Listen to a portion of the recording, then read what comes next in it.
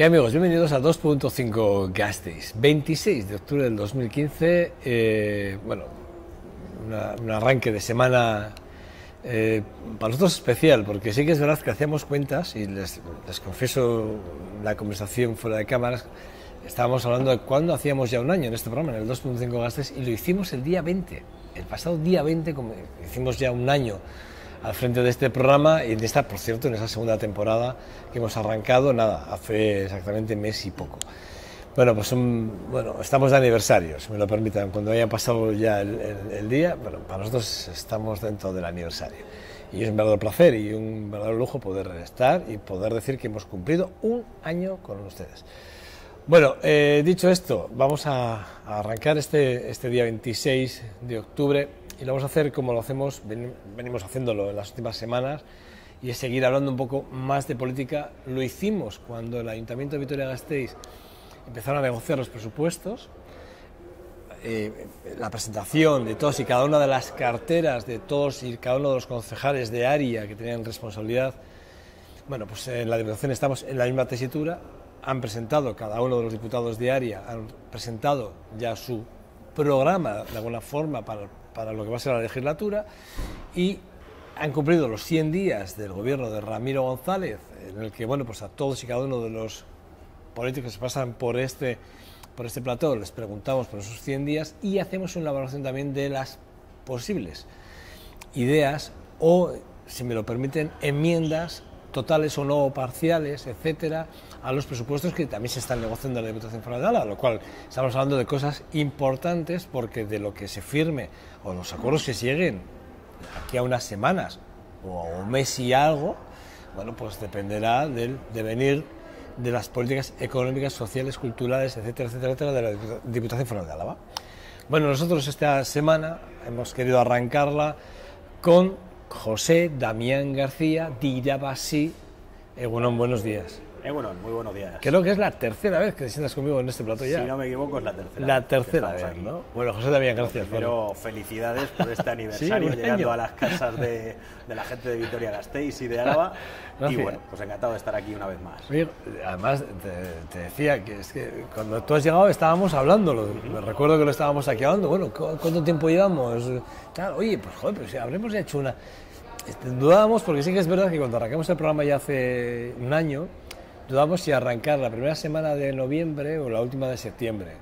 Y sí que andábamos ahí barajando fechas y por eso se nos ha ido un poco el tiempo. Pero yo ahí estaba dándole vueltas. Desde que llega esta primera, digo, si tenemos que estar, yo creo que cerca del año. O sea, bueno, pues ahora toca celebrarlo, ¿no? Ahora que hoy que lo sabemos. Bueno, vamos a celebrar contigo, ¿te parece? Muy que bien, lo hagamos contigo. Encantado de ello. Bueno, antes de nada, decía en mi introducción un poco, ¿no?, que sí que es verdad que nos jugamos mucho los alaveses a la hora de hablar de presupuestos.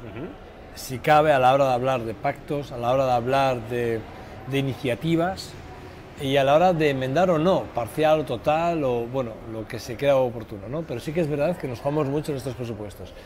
Eso por un lado. Y por otro lado, sí que es verdad que, bueno, la valoración que habéis hecho vosotros, hemos leído en prensa todas las valoraciones que habéis hecho todos los partidos con respecto a los 100 días de Ramiro González. Bueno, pues es como de, bueno, prudencia, vamos a esperar. 100 días no son nada, hay que dejar que se presenten los distintos departamentos, presenten sus programas y a partir de ahí vemos. Pero ahí está todo, ya se han presentado, digamos, los programas de alguna forma por departamentos para lo que va a ser la legislatura, y también ya pasan esos 100 días de buenas intenciones que debería tener Ramiro González al frente de la Diputación Foral de Álava. ¿Y el balance? Bueno, balance, yo creo que hay un gobierno foral que en lo programático más o menos tiene las cosas claras o saben las políticas que quieren hacer, pero hay que distinguir, por un lado, lo que se quiere hacer, pero por otro lado, las herramientas o lo que tienes para poder hacer.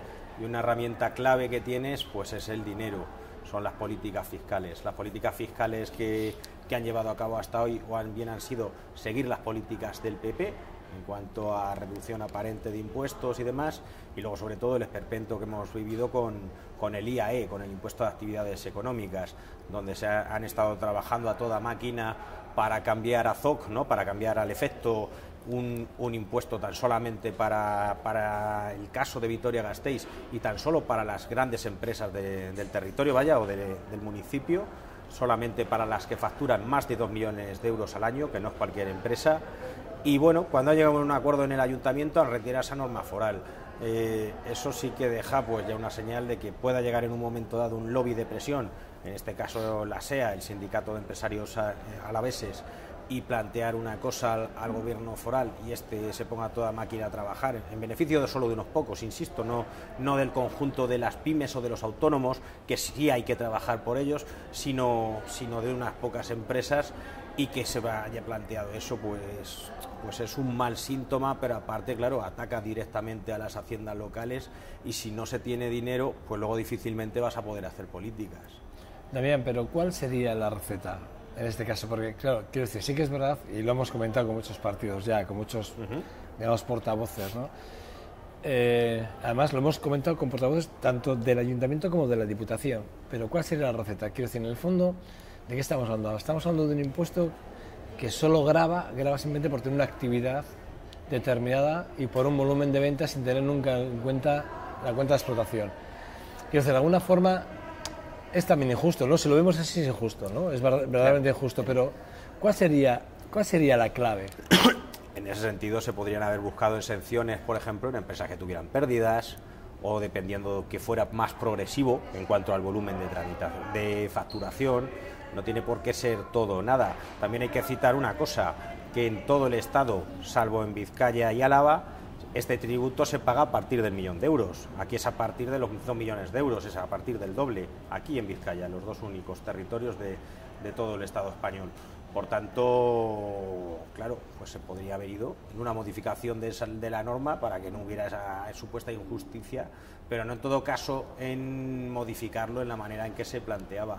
Pero claro, hay que ir más allá. Eso sirva solamente como ejemplo, pero hay que ir hacia una progresividad fiscal donde se pague más quien más tienen, donde se grave a la banca, a las empresas que más beneficios tienen, que seguirán teniendo, pero que haya una redistribución de la riqueza, y ahí es de donde podremos avanzar y crear empleo. Sobre eso, pues la prioridad tiene que ser crear empleo. Nosotros, Irabasí, recuerdo que lo formamos gentes o las organizaciones de Izquierda Unida, de ECUO y gente que milita de forma independiente. En el caso de Izquierda Unida planteamos un plan de empleo garantizado que lo que propone es crear durante un año 1 millón de puestos de trabajo para redinamizar la economía, con una inversión de 6.000 millones de euros, de los cuales prácticamente las 3/4 partes vuelven a las arcas públicas, ¿no? Claro, efectivamente, vía impuestos, vía cotizaciones sociales. Ahí es donde hay que trabajar, también aquí en Álava. Por tanto, primero recaudar más, recaudar luchando contra el fraude fiscal. Prácticamente de cada 4 euros que hay en circulación, 1 euro circula fuera de control, pues recaudar ese dinero para con ese dinero ponerlo a trabajar para crear empleo y para dinamizar la economía alavesa. Sé que tú ya te has sentado con Ramiro González para hablar de los objetivos, ¿no?, que se pueden marcar en la próxima legislatura del Gobierno y vuestras ideas. ¿Esto se lo habéis planteado a Ramiro González? Lógicamente. Lo hemos planteado también incluso en el discurso de investidura, cuando Irabasí fue la única alternativa que se presentó en la investidura del diputado general a Ramiro González, y en esta semana está previsto pues que nos llame para hablar de presupuestos y demás. Por tanto, en esta semana se lo volveremos a plantear. La última reunión que tuvimos con él, quizá por tiempos, pues prácticamente fue escuchar las que él quería que fueran las políticas que lleve a cabo durante estos 4 años, pero vaya, ahora vamos a hablar de presupuestos, también hay que hablar de fiscalidad. Y de ingresos, porque lógicamente. ¿De dónde ingresamos? Porque el problema es de dónde ingresamos. Ahí está, pues tiene que contribuir quien más tiene y hay que buscar que aflore. Pero no siempre que más tiene va a poner el dinero todo, negro, vaya, yo, el dinero que está fuera de control, ese dinero aflorando, son mayores ingresos para las arcas públicas alavesas y por consiguiente pues es un incremento fuerte del presupuesto para poder hacer más políticas. Pero digo, buscar ingresos solo vía del que más tiene, que más aporte, y entiendo que vía a través de la persecución, evidentemente, del dinero negro, pero la persecución del la tercera pata, creando más empleo, hay más dinero en la economía, la gente puede consumir, la gente puede vivir dignamente, y de esa manera pues por entenderlo, Damián, generar empleo público o privado.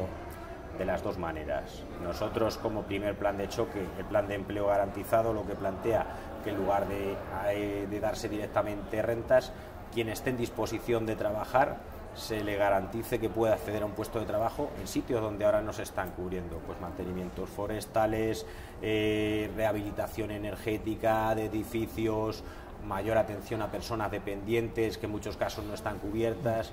Se cubre una necesidad de la sociedad y la gente pues tiene acceso a un empleo con el que por lo menos puede tirar de momento, tiene unos ingresos más o menos dignos y puede funcionar. Pero son una vez 24.000 generas parados, eso, también vas a generar lógicamente actividad privada.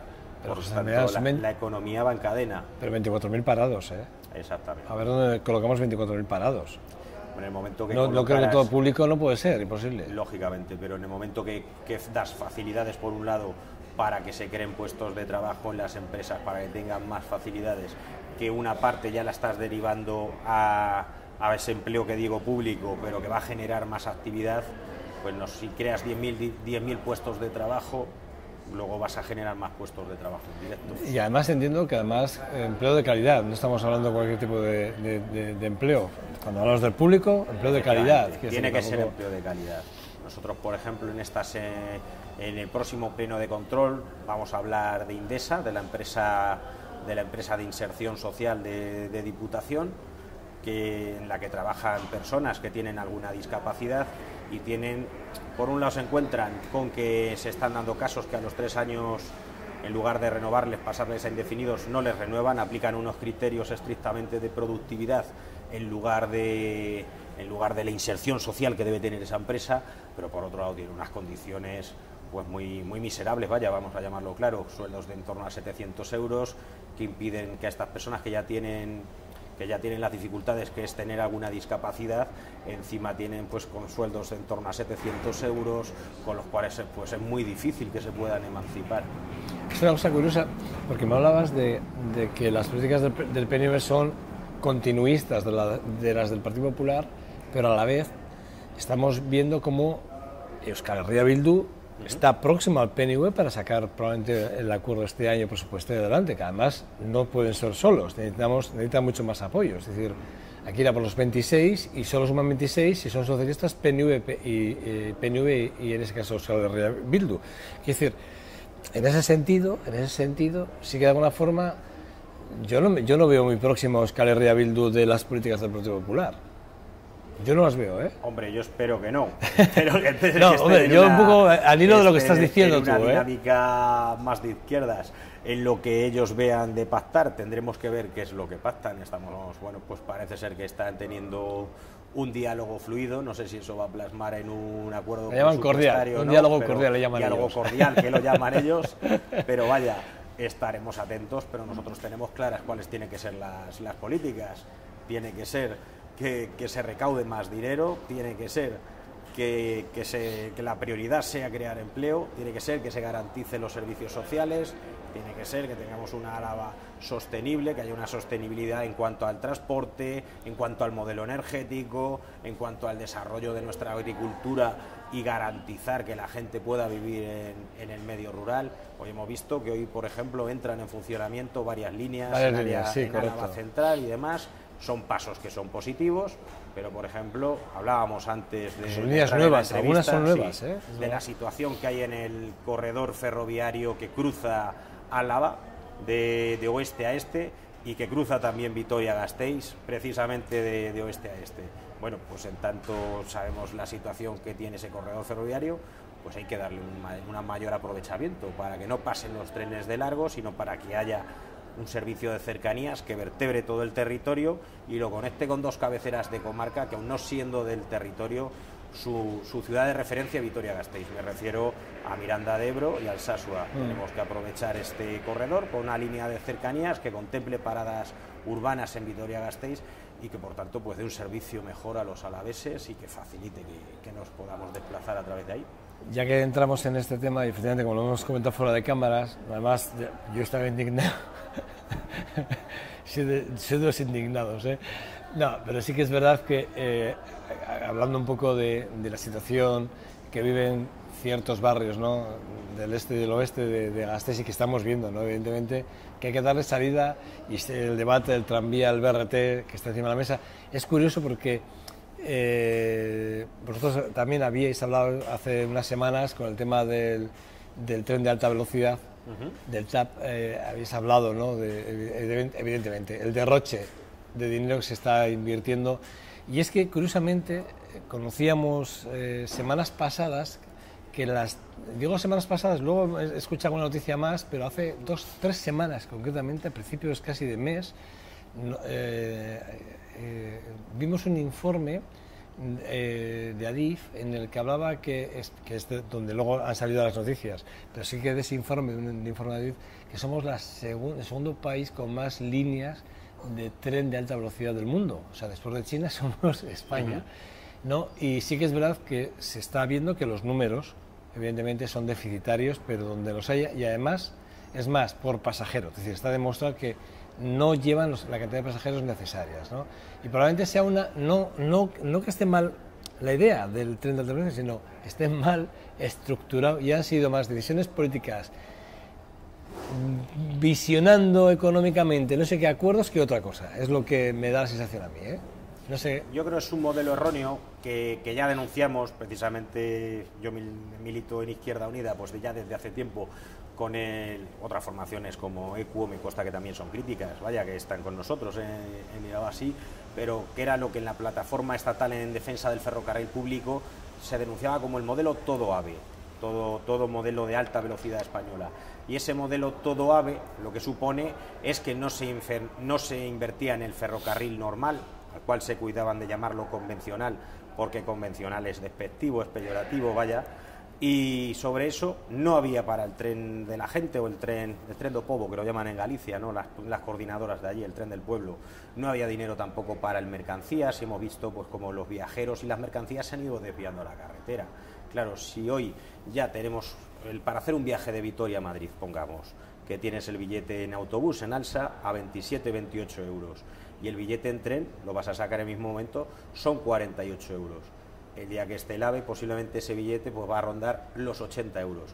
¿Qué va a coger el ciudadano de a pie entre el billete de autobús, pues la cara ahora que están indignadas las compañías de autobús, o el billete de alta velocidad?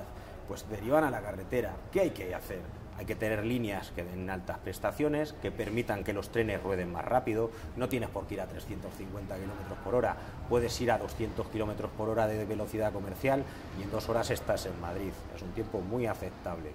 Y además esas líneas que se usen para mercancías. Tenemos una tasa de mercancías en todo el Estado, me parece que es de en torno al 2% en mercancías por ferrocarril. Hay que sacar las mercancías de la carretera por el deterioro que suponen del parque de carreteras y sobre todo por las emisiones que se emiten a la atmósfera. Por tanto, en eso sí habría que haber hecho las inversiones. Posiblemente poner Arabatran en marcha o cercanías a Álava, llamémoslo como queramos, tenga un coste inferior al de varios kilómetros de la Y vasca de alta velocidad. Solamente una cosa es la explotación, pero solamente la infraestructura posiblemente cueste menos, porque ya está la infraestructura hecha, es hacer los apeaderos, algún puesto de adelantamiento y estacionamiento de trenes y poco más. El modelo es el problema, el modelo todo AVE, y ese modelo pues nos lleva ahí a que se invierte dinero que sale de todos los ciudadanos, de toda la gente, de todos sus impuestos, para que luego solamente unos pocos lo puedan utilizar. Eso hay que revertirlo y que ese modelo se cambie. Ahora es más difícil por los pasos que se han dado, pero sí que reorientarlo. Sí que os he oído hablar de que sí que veis necesario que el tranvía llegue a las universidades. Yo soy contrario y te digo por qué. Como ciudadano de Vitoria, yo lo que veo es que se van a invertir 8 millones de euros solo para 5 meses al año. 5 meses al año. Porque solo los universitarios están 5 meses al año en nuestra ciudad. Teóricamente, quiero decir, hacer una U para que haga esta U y vuelva, quiero decir, que es una U, no es más, y son 8 millones de euros, ¿no es mejor meter un BRT, ya que estamos hablando de BRT y hacéis vosotros una apuesta clara por el BRT? Claro, ahí, hombre, también no solamente sería quedarse en las universidades, sino dar ya servicio a Durza, a San Cristóbal, a barrios que están al sur de las vías del tren. Pero se van a quedar, pero van a ser principio hay gente que vive todo el año, no solamente en las universidades. Pero el planteamiento que hacíamos un tanto, el que hacemos, vaya, es que la línea 2, que la línea circular externa, la periférica, se convierta en BRT o tenga los servicios BRT que permite que a un futuro puedas tener tranvía, pero no tienes que hacer esa inversión y estás ya dando un servicio rápido, y que el corredor del ferrocarril se utilice como tranvía, como bien con el planteamiento de cercanías, que en el tramo de Vitoria, que es donde más población hay, pues debería tener más frecuencias entre Zabalgana y Salburua. De esa manera cubres, y yo creo que esos tendrían que ser los dos ejes: el EBRT por un lado y por otro lado el aprovechamiento del corredor ferroviario, que hoy por hoy está infrautilizado y que simplemente en muchos casos nos tiene como tierra de paso, vaya. Territorio libre de desahucios. Yo cuando lo he leído, no solo nosotros, he leído más declaraciones en este sentido, también Podemos en este sentido también ha hecho, Euskal Herria Bildu también, evidentemente, pero no acabo de definirlo. Quiero decir, porque en el fondo queremos un territorio libre de desahucios, pero resulta ser que seguimos trabajando con los bancos que siguen desahuciando en la propia institución. Quiero decir, vamos a ver, para mí es una contrariedad. O sea, estar trabajando con los bancos a los que les estoy diciendo que no hagan desahucios, ¿no? Y una propuesta de choque para hacer que nuestro territorio no se desahucien además, me parece como un poco incongruente en ese sentido, si me lo permites, ¿eh? Sí. Y luego hay otra cosa, y es que trabajo con ellos, les digo que no quiero que desahucien, pero yo genero políticas contra el desahucio en el sentido de que, vale, si te desahucian no te preocupes que yo te doy otra casa. No, vamos a ver, esto no es para mí no es una política, o no es un territorio libre de desahucios. Para mí una política o un territorio libre de desahucios es: usted no se preocupe que de su casa no le van a echar. Esa es la política, para mí, ¿eh? Sí.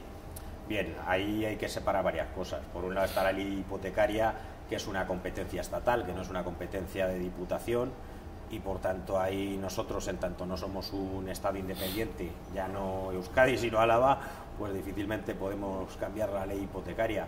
Entonces, la moción que aprobamos en Juntas hace un par de semanas, que la llevamos al Pleno Euskal Herria Bildu, Podemos e Irabasí, la moción lo que plantea es efectivamente que Álava sea territorio de desahucios, pero sabiendo las limitaciones legales que hay. Por un lado, las Juntas Generales instamos a la Diputación que dejen de trabajar con los bancos que desahucian. Por tanto, ahora ya es Diputación, y eso ya es competencia del equipo de gobierno de Ramiro González, que se deje de trabajar con esos bancos.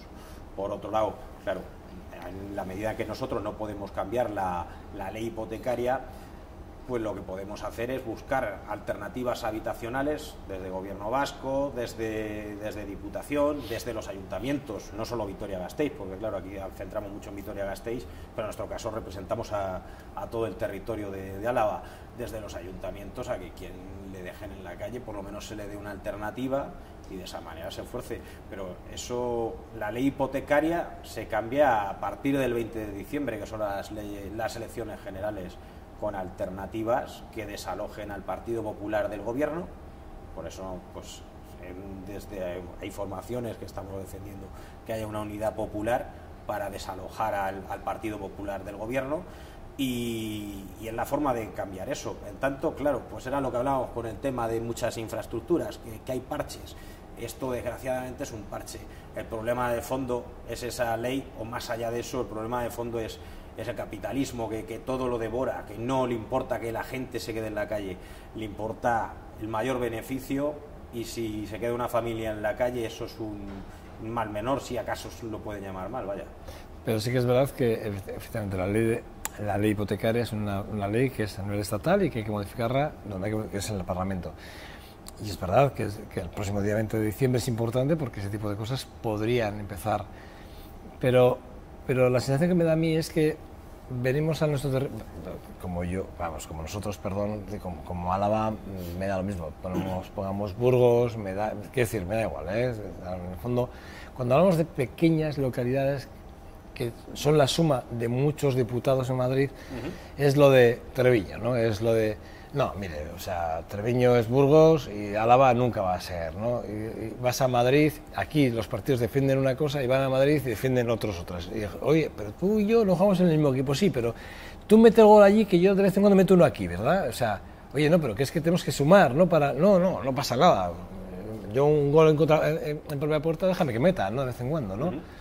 Esto es un poquito lo que pasa, y a mí la sensación es que al ciudadano hay que explicarle que cuando vota aquí a un diputado en Madrid, no vota por Álava a ese señor para que defienda los derechos de Álava, vota a ese señor que va a defender los derechos de su partido en Madrid, no de la provincia. Pero eso lo explicáis bien. Yo creo que no acabéis de explicarlo, y es un problema que tenéis los partidos pequeños, ¿eh? Vamos a ver, nosotros ahí tenemos una diferencia importante. Nosotros vimos la vergüenza de cómo los diputados alaveses del Partido Popular y del Partido Socialista votaban en contra de la integración de Treviño en Álava. Izquierda Unida en este caso, y era Ricardo Sisto, diputado por Valencia, quien intervenía en el Pleno. Conozco bien este debate porque estuvimos muy encima de ello. Se abstuvo en sí mismo, pero dijo que tiene, y es el planteamiento que hace Izquierda Unida, que tiene que haber un referéndum para que los treviñeses y las treviñesas decidan, porque tan válido si deciden quedarse en Burgos, que creo que va a ser que no, como si quieren venir a Álava, que haya ese referéndum y se haga. Por tanto, Izquierda Unida dice lo mismo en todo el Estado, y lo dice al sur del Ebro y al norte del Ebro. Entonces, nosotros en ese caso no tenemos el problema o la incongruencia o la incoherencia que tiene el Partido Popular o el Partido Socialista. Nosotros defendemos a Treviño aquí y en Madrid, y defendemos que sean los treviñeses quienes tienen que decidir. En lo que son el conjunto de políticas es lo mismo. Cuando se habla un tema de Álava, desde el grupo parlamentario, lógicamente se habla con Álava, pero antes de eso nosotros nos presentamos con un programa electoral a las elecciones generales, y ese programa es lo que te guía, ¿no? Las políticas que tienes que llevar. Si lo tienes claro, es sobre ahí donde tienes que trabajar, y en lo que pueda surgir nuevo tendrás que ver, pero desde luego en nuestro caso Álava cuenta mucho y se coordina todo. La verdad es que es una pena, ¿eh? Es una pena que estemos en esta situación simplemente por cuestiones, repito, para mí es una cuestión, a mí además me encantaría, y yo creo que va a hacer, mira, además creo que lo va a hacer, a partir de hoy, de este programa, voy a hacer campaña para que la gente empiece a entender que cuando se vota a un diputado para Madrid o a un senador para Madrid, es para Madrid y es para su partido, y que nunca van a defender los derechos de la ciudad, nunca, o de la provincia en Madrid, nunca, van a estar siempre condicionados a su partido, y eso lo tiene que entender la gente, lo tiene que entender porque eso ha sido así, tú lo acabas de decir, eso es así y seguirá siendo así. Pasa en el Parlamento Vasco, ¿eh? O sea, sin ir a Madrid. Nosotros pasa. Ha dicho que se defiende a Álava, el diputado que en este caso defendió que sean los treviñeses quienes deciden, es natural de Valencia y electo por Valencia. Pero no hay que abstenerse, hombre. Hay que ser ahí hay que ser firme, hay que decir bueno, no. Aquí el planteamiento era una segregación de territorio sin haberse hecho una votación previa. Nosotros defendemos que la gente decida, y en este caso planteamos que se hiciera ese referéndum para que decidiera. Por tanto, ese era el planteamiento legal que nosotros hacíamos. Yo creo que en eso quien nos escuche desde el conjunto de Álava y más en concreto desde Treviño estará plenamente de acuerdo en ese planteamiento, que sin embargo el Partido Popular o el Partido Socialista no lo dicen o no lo defienden, que haya un referéndum vinculante en el que la gente de Treviño decida el estatus territorial en el que están. Y yo creo que esa es la solución y zanjaría el problema que políticas feministas y de igualdad, hablabais de ellas en el programa que tengo delante mío, y sí que es verdad que el otro día, hablando fue el Día de la Mujer en el ámbito rural, sí. Y aquí tuvimos a 3 mujeres de la red de mujeres del ámbito rural, y sí que hablábamos, ellos hablaban de la igualdad, de las diferencias que todavía, incluso para la seguridad social, o sea, ellas no pueden tener esa seguridad social que no es a través del hombre. Sí. Y decimos, bueno, ¿cómo en estos tiempos que corren, en el que estamos hablando de igualdades, en el que tenemos que equiparar a las mujeres exactamente igual que el hombre, que no podemos estar con esas diferencias, todavía, incluso a nivel del Estado, se mantienen esas diferencias de las cuales luego van y se echan las manos a las cabezas porque es que la mujer no tiene igualdades, pero si por otro lado eres un hipócrita, si por otro lado estás permitiendo cosas como esta. Claro, nosotros, por ejemplo, en el programa electoral foral, me viene ahora a la cabeza, pues uno de los planteamientos, la mujer en los baserris o en el medio rural, en muchos casos solamente cotiza como autónomo el marido. Y la mujer está trabajando igual que el marido, están cada uno en unas actividades y le dan de alta con el número de su marido. Eso es. Entonces nosotros el planteamiento que hacíamos era que pudiera cotizar a la mitad de la cuota de autónomos, pero tuviera ya la misma cotización.